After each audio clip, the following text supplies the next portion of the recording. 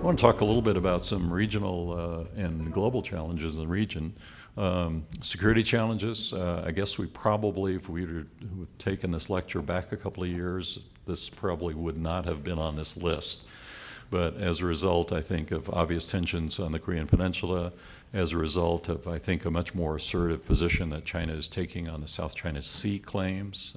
These claims have been out there for generations, but it's only been in recent years where I think the Chinese have been much, much more assertive. And of course, it's been an issue that has gained a lot more public and international attention. So we now talk about security issues to a certain extent the same way we did maybe 20 or 30 years ago.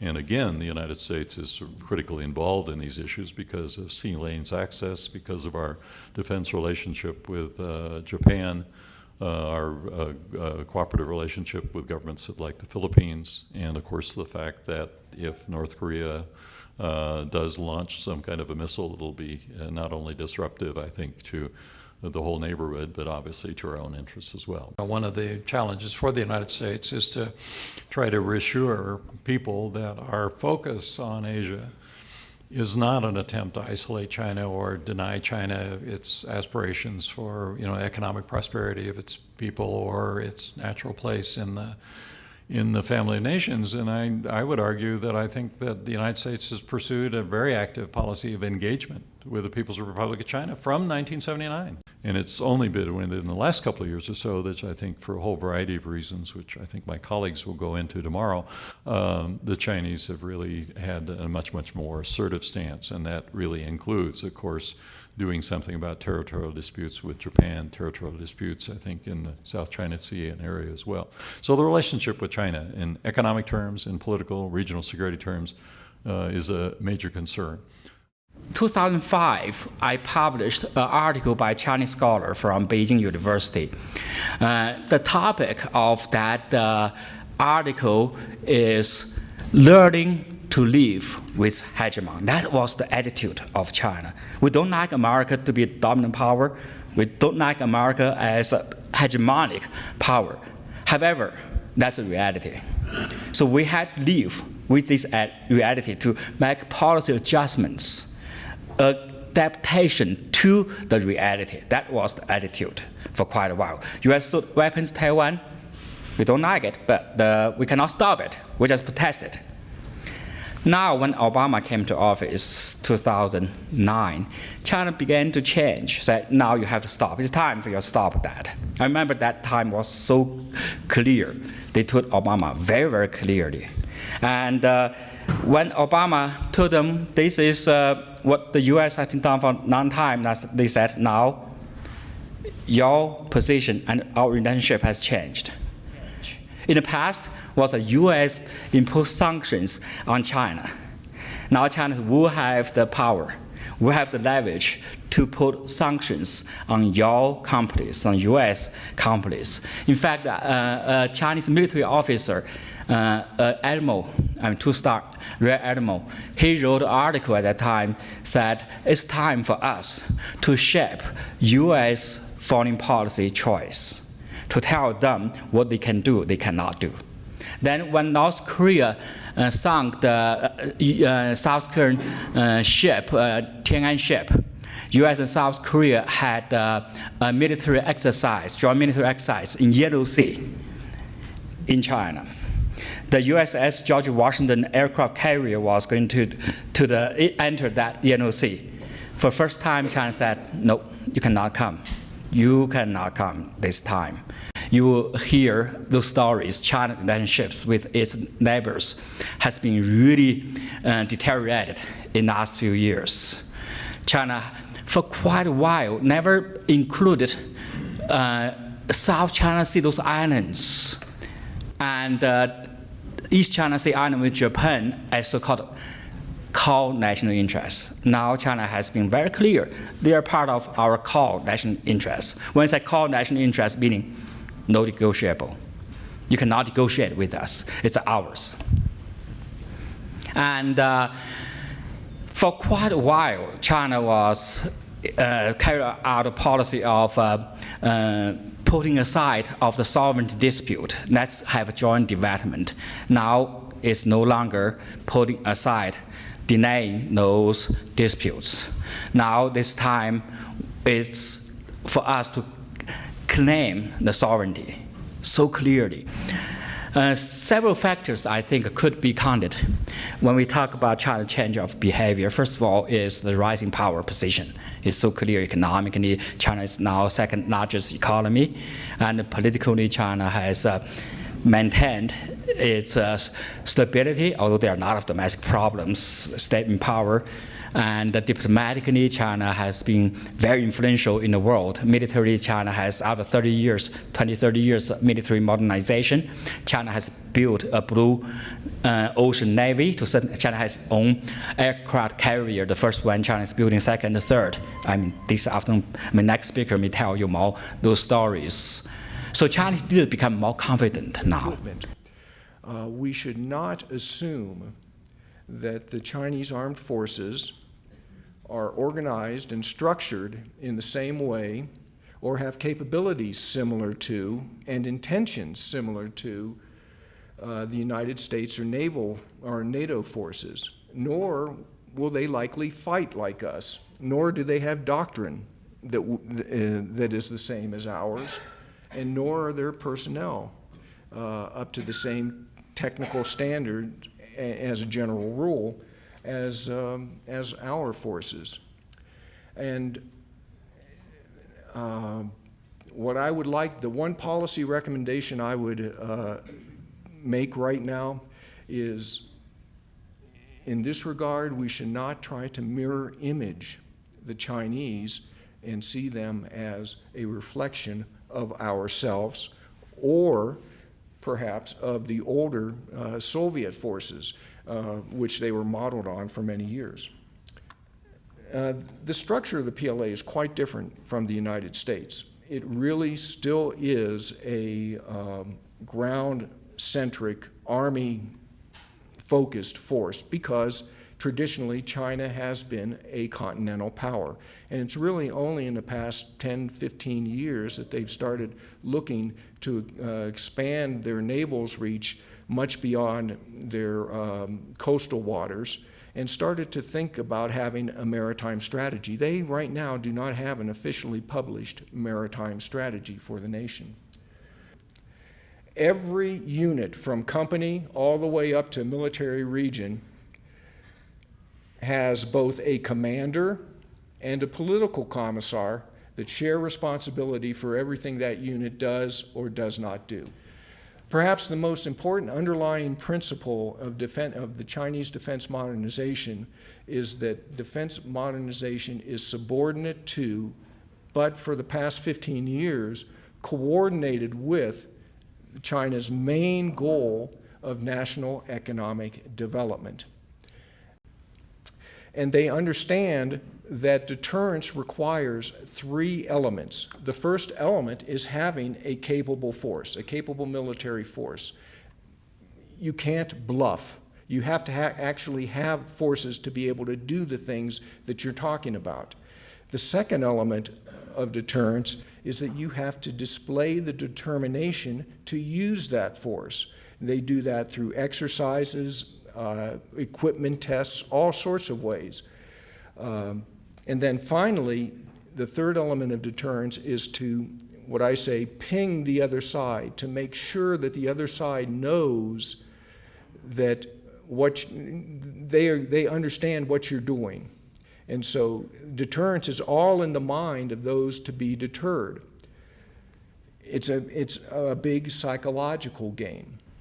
You know, they might be able to push around the Philippines or Vietnam, maybe even Japan, but when that enemy is backed by the United States, their calculations change dramatically. But going back to Sun Tzu, China would prefer to accomplish its objectives without war, to win battles without fighting is the acme of success, so said Sun Tzu. That the normalization of relations with Vietnam from the U.S. perspective was more about us, our coming to grips with the war and the legacy. In Myanmar, I would contend that the United States is not even that relevant to what's happening in Vietnam, thanks to our past policies and disinterest, and that's a polite word, disinterest.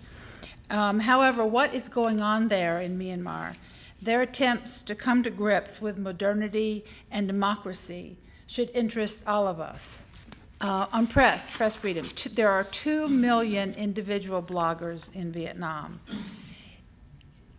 Vietnam ranks number 18 in number of people online around the world, and Vietnam has the fastest growing number of people on Facebook.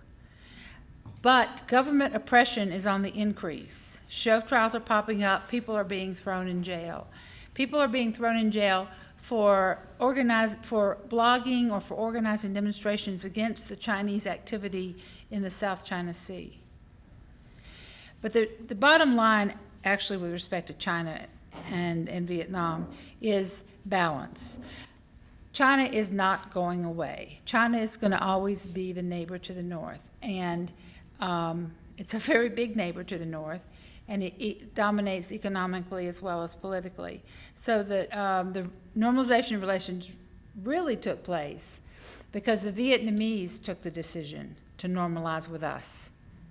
And they took that decision in the late 80s, early 90s. You know, when the Soviet Union collapsed and the political support and their economy was going down, they made the very rational decision they had to change their ways, and they decided to reach out to the U.S. And the overtures took a while, but it culminated in the political normalization on July 11, 1995.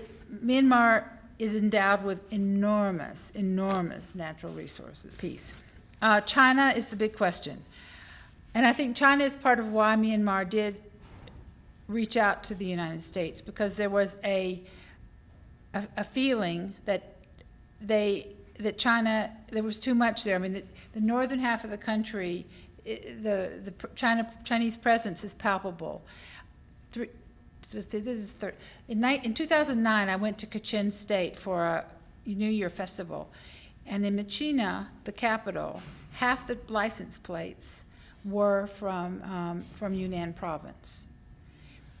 And I went to the site of the dam that the Myanmar government turned down, Mitson Dam, which at the headwaters of the Irrawaddy, which is, the most sacred body of river in the country.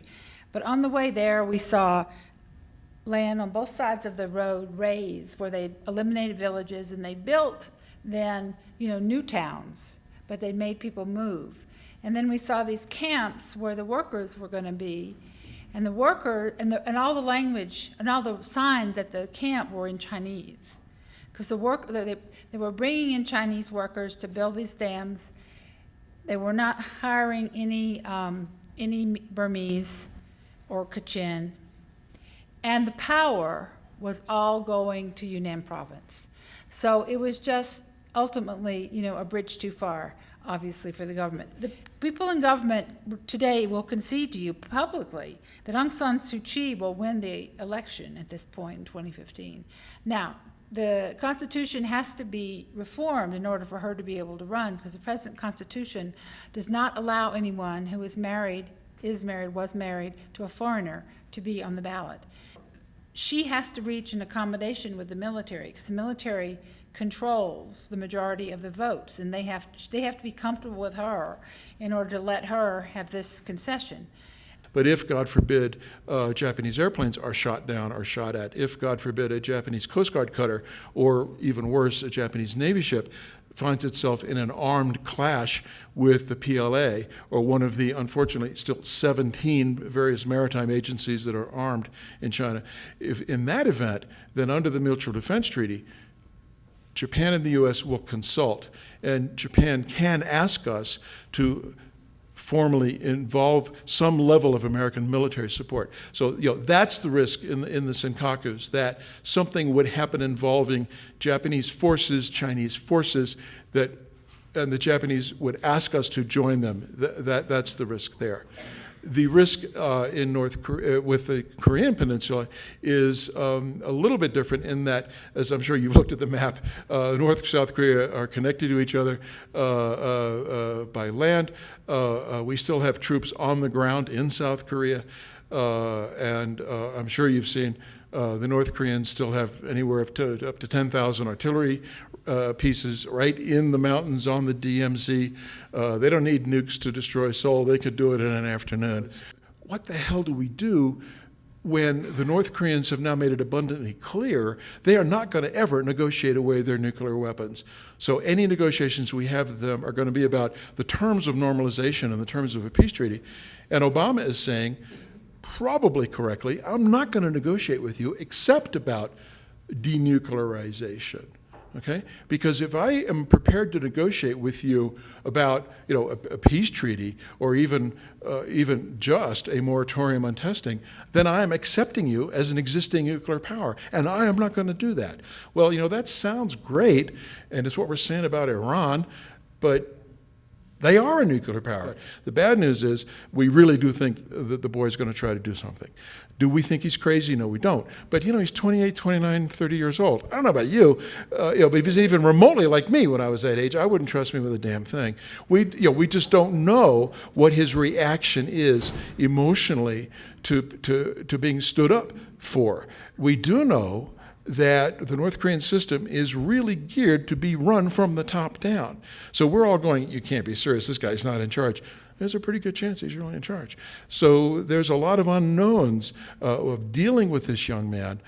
We kind of knew that his dad understood the red lines. He managed not to commit suicide. He managed not to invade the South. He managed not to fire, we didn't have a nuke that worked, but he managed not to, he actually made a deal with Clinton. We must talk about, at least briefly, and I'm going to anticipate that I was asked it, is aren't the Chinese ever going to finally control the North Koreans, their client? Well, if that could ever have happened, it probably hasn't been true for 15 or 20 years. There is a legendary 3-day period back in the 90s, I think it was, where the Chinese closed down the oil pipeline for maintenance for 3 days. And to this day, they don't admit they just turned it off. Everybody kind of got the message that, if we really wanted to do that, we could do that. But every Chinese person I know, every Chinese official I know says, Chris, the days we might have really exerted the kind of control the American policy is still fundamentally based on, those days are long gone. They don't do what we tell them to do, if we even could try to tell them. And you've seen since China voted for the last 2 sets of UN resolutions, the Chinese are not happy with their fraternal brothers in Pyongyang.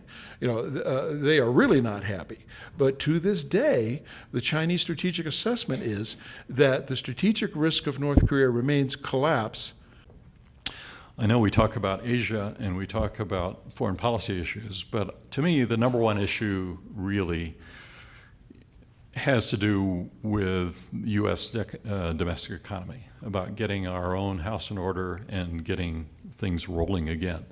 I think sort of the political divisions in Washington, I tell my Washington friends that beyond the Beltway, and I like to say that we now live beyond the Beltway, it looks pretty dysfunctional right here from this particular perspective. And we hope that eventually people on both sides of the aisle in Washington will come together and maybe start moving us in the right direction in terms of what we need to do in our own domestic economic recovery in this particular country.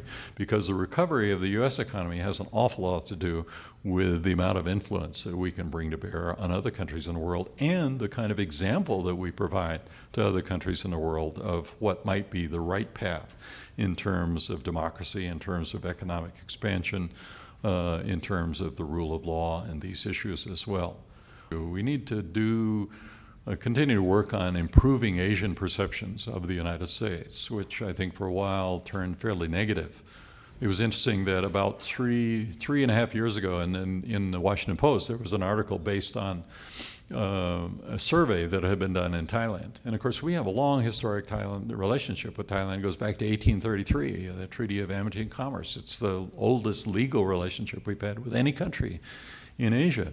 And Thailand has been our best friend and an ally for many, many years.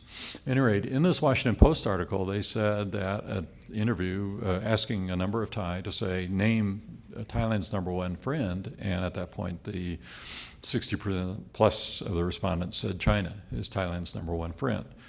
And during our day, we did a lot of U.S. Information Service polling, and the United States was always on top of that list, and China was down the list. I suspect the same poll today would show a little bit more skepticism on the part of the Thai public in view of the more assertive sort of foreign policy and economic policy the Chinese have pursued.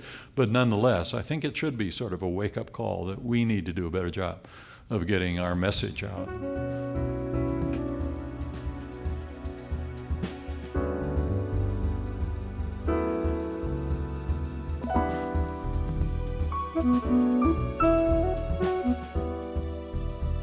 Thank you.